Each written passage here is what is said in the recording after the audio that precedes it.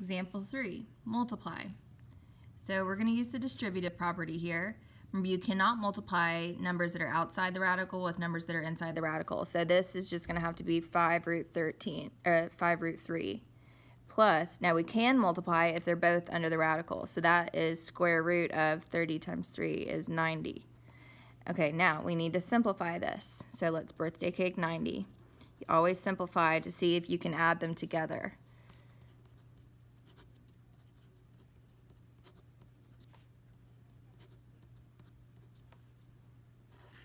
So 3 root 10.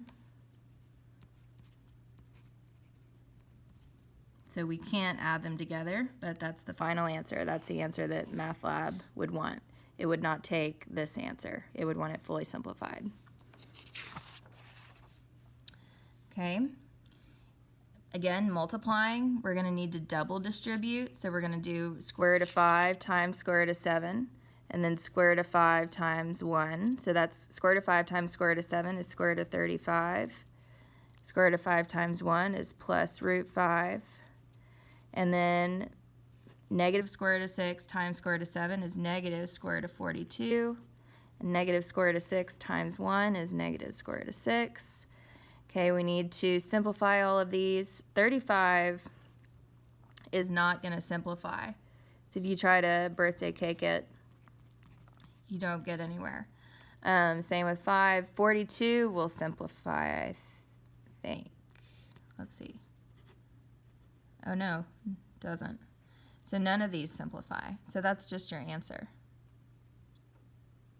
because you can't add them together. Okay, and then 4 root 3 minus 1 squared means to do this.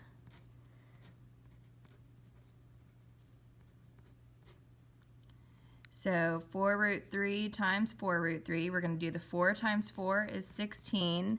Square root of 3 times square root of 3 is square root of 9, which is 3. So this is actually just 16 times 3, okay? And then, so 48 for that first term. And then 4 root 3 times negative 1 would be minus 4 root 3. And then negative 1 times 4 root 3, that's another minus 4 root 3. And negative 1 times negative 1, that's plus 1. Now we can add or subtract these, we can combine those, and also the 48 plus 1, that's 49. And then this is minus 8 root 3.